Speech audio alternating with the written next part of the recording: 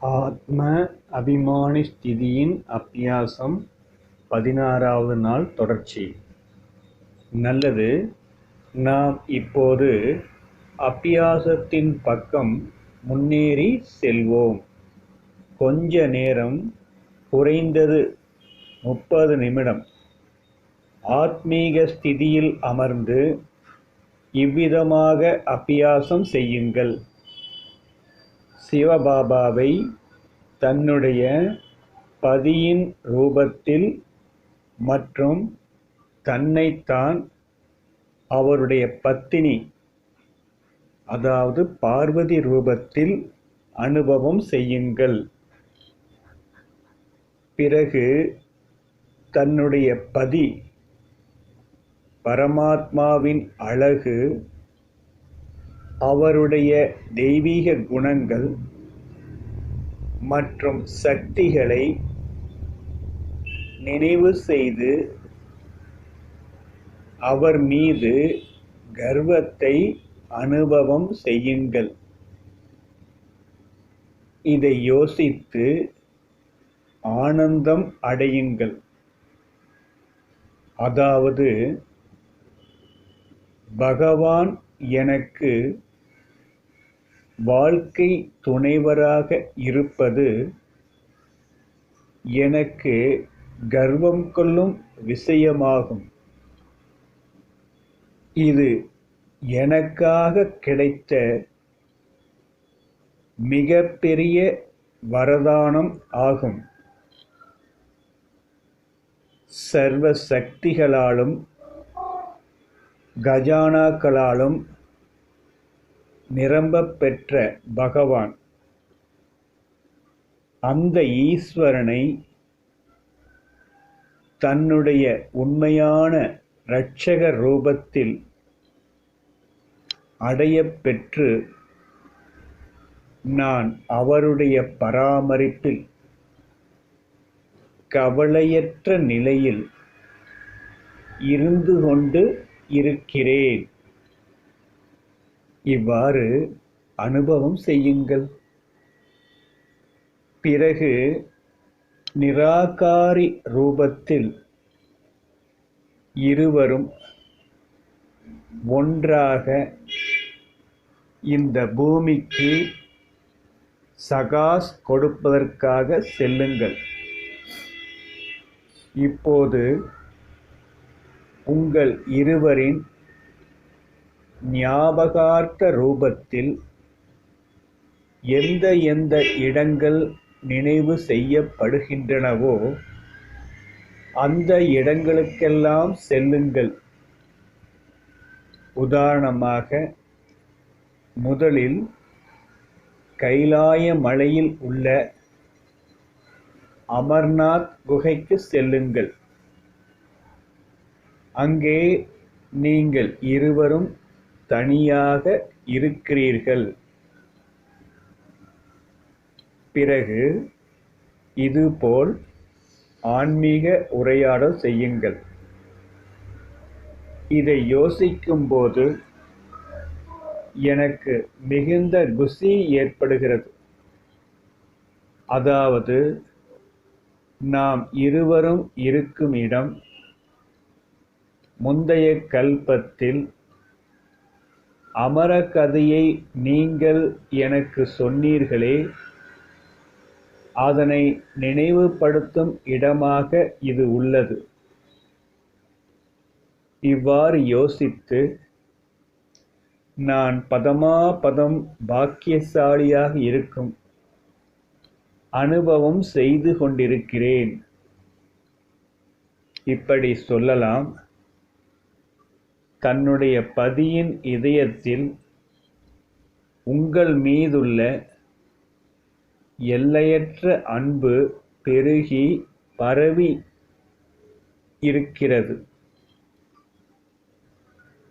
அவருடைய பிரகாசத்தின் கிரணங்கள் உங்கள் மீது வந்து நிறைந்து நாலாபுறமும் பிரகாசித்துக் கொண்டே செல்கிறது.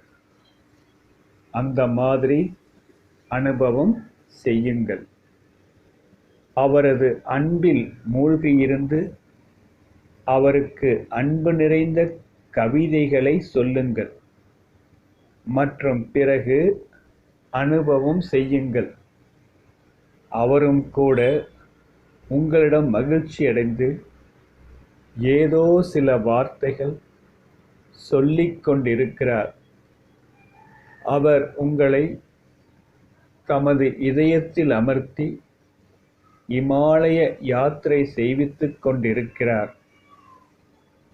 அவர் உங்களை அத்தகைய பல இடங்களுக்கு அழைத்து செல்கிறார்.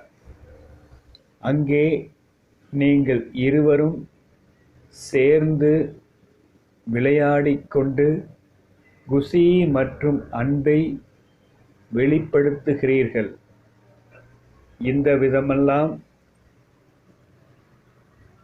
எங்கெல்லாம் உங்களுடைய நினைவுச் சின்னங்களின் இருப்பிடங்கள் உள்ளனவோ, நீங்கள் எதுவரை செல்கிறீர்களோ அங்கங்கே சென்று தன்னுடைய வாழ்க்கை துணைவர் மற்றும் சுயத்தின் மகிமையை ஸ்மிருதியில் கொண்டு வந்து கர்வத்தை அனுபவம் செய்யுங்கள்.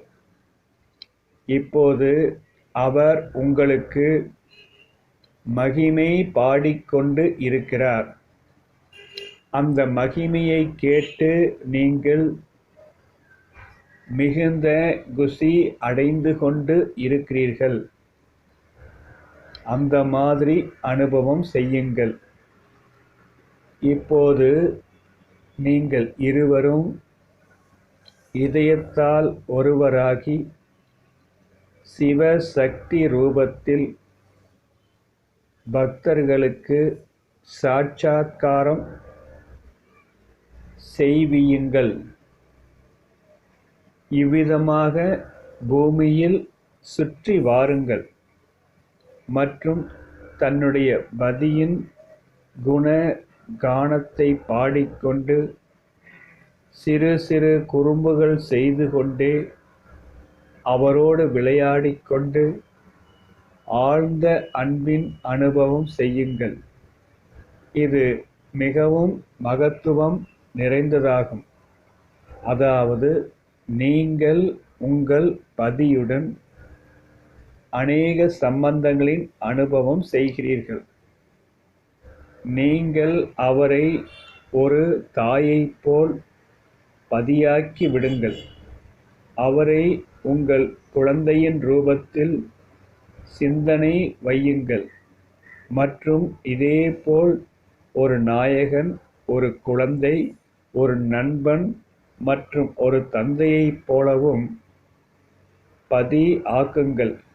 இவ்விதமாக தன்னுடைய பதியை அநேக ரூபங்களில் அனுபவம் செய்து கொண்டு அவருடைய அன்பில் மூழ்கி விடுங்கள் மற்றும் பரமானந்தம் அதீந்திரிய சுகத்தின் அனுபவம் செய்யுங்கள். பிறகு ஆஹா எனது வாழ்க்கை, ஆஹா எனது பாக்கியம், அந்த மாதிரி பாடல் பாடிக்கொண்டே இருங்கள்.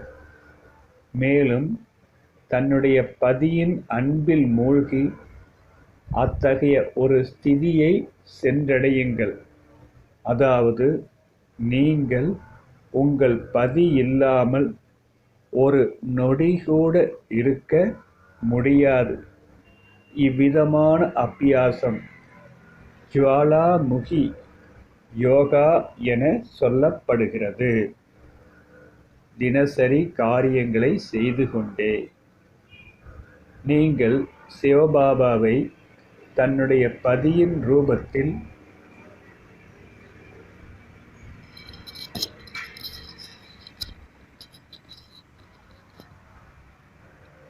அனுபவம் செய்து கொண்டு அவரோடு ஆன்மீக உரையாடல் செய்து கொண்டு மனதார உள்ளுக்குள் பாடிக்கொண்டும் ஆடிக்கொண்டும் இருங்கள்.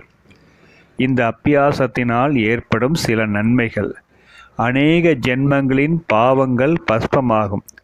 உங்களுக்கும் அவருக்கும் இடையில் நெருக்கம் அதிகரிக்கும். அதீந்திரிய சுகத்தின் அனுபவம் ஏற்படும். மாயாவின் பந்தனங்களிலிருந்து பாதுகாப்பாக இருப்பீர்கள்.